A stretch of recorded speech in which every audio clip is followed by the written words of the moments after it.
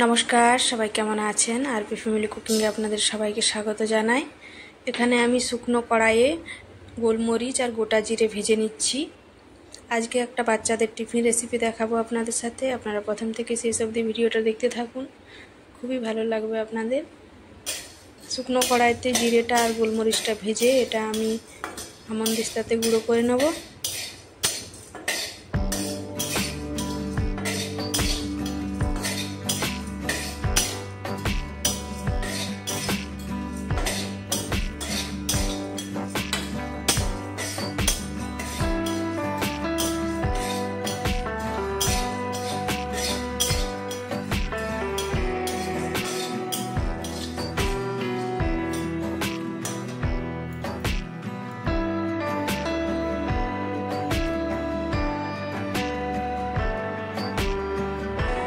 এখানে আমি কর্ন অর্থাৎ ভুট্টাটা সেদ্ধ করে নিয়েছি, সেদ্ধ করে ছাড়িয়ে নিচ্ছি। দুটো ডিম সেদ্ধ করে নিয়েছি, আর যে যে মশলাগুলো লাগছে সেগুলো সব কেটে নিয়েছি, যেমন পেঁয়াজ, রসুন, আদা, লঙ্কা, সঙ্গে টমেটো নিয়েছি, একটা ছোটো মতো আলু নিয়েছি। সব কাটাকাটি হয়ে গেছে।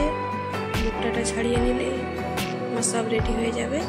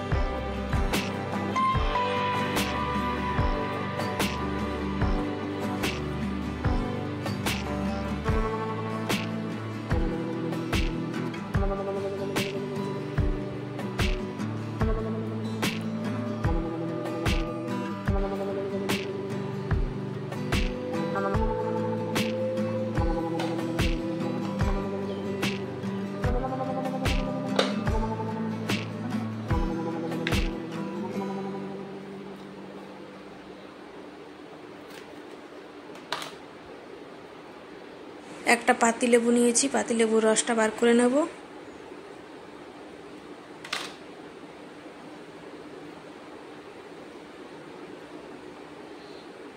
এই রান্নাটাতে আপনারা চাইলে সয়া সস বা টমেটো সস দিতে পারেন, কিন্তু আমি আজকে কোনো সস দেব না, পাতিলেবু দিয়ে রান্নাটা করব। আপনারা দেখতে থাকুন কিভাবে রান্নাটা করি। রান্নাটা খেতে খুবই ভালো লাগে, অনেকটা চাইনিজ পদ্ধতিতে ইন্ডিয়ান রান্না বলতে পারেন। মশলাগুলো বেশিরভাগই আমাদের ইন্ডিয়ান মশলা দিয়ে বানাবো, কোনো সস দেব না আমি।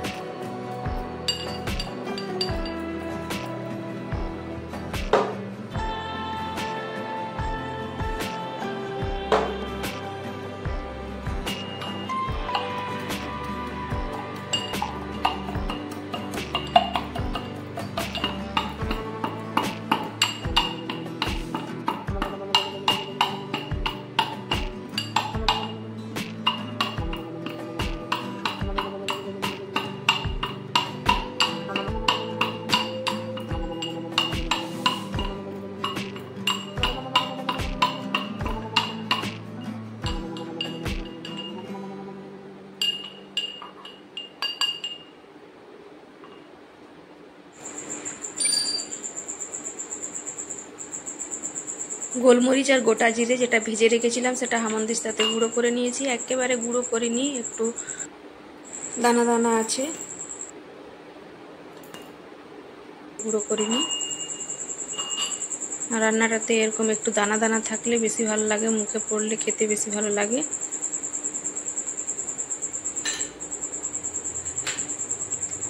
যা যা লাগছে সমস্ত কিছু রেডি করে নিয়েছি এখানে। এবার চলে যাব রান্নাঘরে। এই রান্নাটাতে কাটাকাটি করতে একটু বেশি টাইম লাগে, রান্না করতে একেবারেই টাইম লাগে না, অথচ খেতে খুবই ভালো হয়। এখানে আমি সমস্ত কিছু নিয়ে নিয়েছি, কড়াই বসিয়ে দিয়েছি। কড়াইয়ের মধ্যে আমি দিয়ে দেবো সাদা তেল। আজকে রান্নাটা সাদা তেলে করছি। এখানে 2 চামচ মতো সাদা তেল দিয়েছি আমি।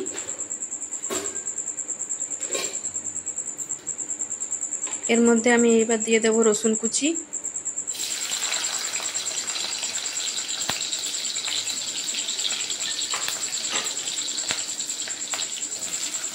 পেঁয়াজ কুচি দিয়ে দিলাম। এই অবস্থায় গ্যাসটা একেবারে হাই রাখতে হবে। এবার আলুগুলো দিয়ে দিলাম, যেগুলো ভাজা হবে সেগুলো আমি প্রথমে দিচ্ছি। পেঁয়াজের সাথে আলুটা ভালো মতো ভাজা হয়ে যাবে। এখানে কাঁচা লঙ্কা কুচি কয়েকটা দিয়ে দিলাম, আদা কুচি দিয়ে দিলাম,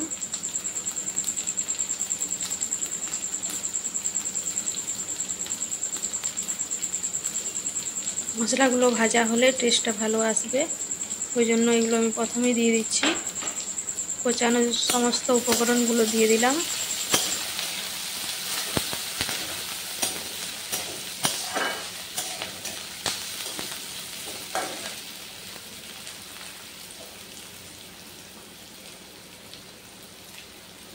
স্বাদ মতো নুন দিয়ে দিলাম। এবার একটু সামান্য হলুদ দিয়ে দেবো। যেহেতু আমি সয়া সস বা টমেটো সস কিছুই ইউজ করছি না, ওই জন্য হলুদটা দিলাম। আপনারা যদি সয়া সস বা টমেটো সস ইউজ করেন তাহলে হলুদটা দেবেন না, আর নুনটা একটু কম দেবেন সয়া সস দিলে।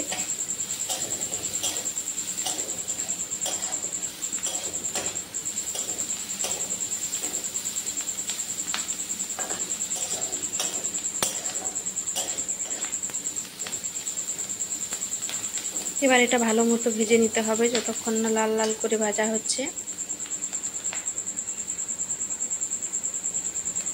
এটা 1 মিনিট মতো ভাজলেই মোটামুটি লাল লাল হয়ে যাবে, আলুটাও ভালো মতো সেদ্ধ হয়ে যাবে।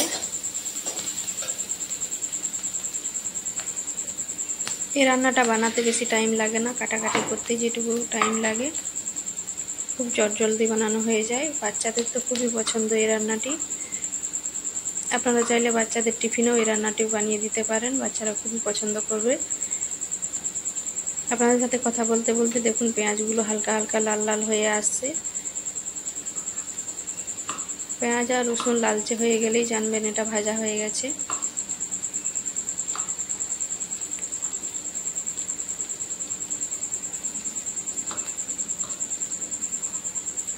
আমি কিন্তু কোনো ঢাকা চাপা দিইনি, গ্যাসের ফ্লেমটা হাই আছে। এই অবস্থাতে এগুলো আমি ভেজে নিচ্ছি। এই রান্নাটাতে ঢাকা দিয়ে সেদ্ধ করে নিলে হবে না, গ্যাসের ফ্লেমটা বাড়িয়ে ভেজে নিতে হবে। দেখুন হালকা হালকা পুরো লাল লাল হয়ে আসছে পেঁয়াজগুলো, ভাজাটা হয়ে গেছে। এবার এর মধ্যে পরের উপকরণগুলো অ্যাড করব। এই দেখুন পুরো লাল লাল হয়ে আসছে, হয়ে গেছে। এবার এর মধ্যে দিয়ে দিলাম টমেটো, এবার দিয়ে দিলাম কর্ন, এটা আমার সেদ্ধ করাই আছে।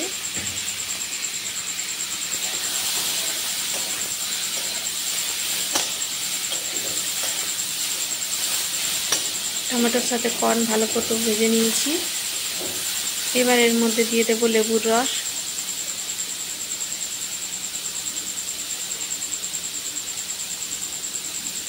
লেবুর রসটা দিয়ে দিলাম। আপনারা লেবুর রসের পরিবর্তে ভিনিগারও দিতে পারেন।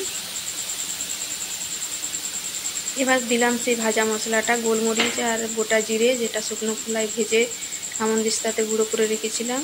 এবার দিয়ে দিলাম কেটে রাখা সেদ্ধ ডিম। সমস্ত উপকরণ ভালো মতো নাড়াচাড়া করে নামিয়ে নেব।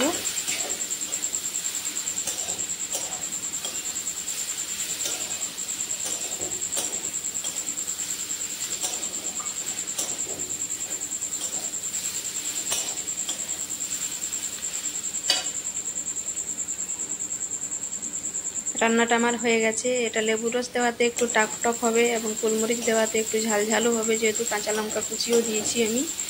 খেতে খুবই ভালো লাগে রান্নাটি। আপনারা অবশ্যই বাড়িতে রান্না করে খেয়ে দেখবেন। আমার রান্না হয়ে গেছে, এবার নামিয়ে নেব। আজকের ভিডিওটা এই পর্যন্তই। সবাই ভালো থাকবেন, সুস্থ থাকবেন, আরপি ফ্যামিলি কুকিং দেখতে থাকবেন। আর আমার রান্না যদি ভালো লাগে অবশ্যই চ্যানেলটি সাবস্ক্রাইব করবেন, পাশের ঘন্টিটা ক্লিক করে রাখবেন। আমার ভিডিও নোটিফিকেশন সবার আগে আপনার কাছে পৌঁছে যাবে। সবাই সুস্থ থাকবেন, সাবধানে থাকবেন। দেখা হচ্ছে পরের দিন নতুন কোনো একটা রান্না নিয়ে।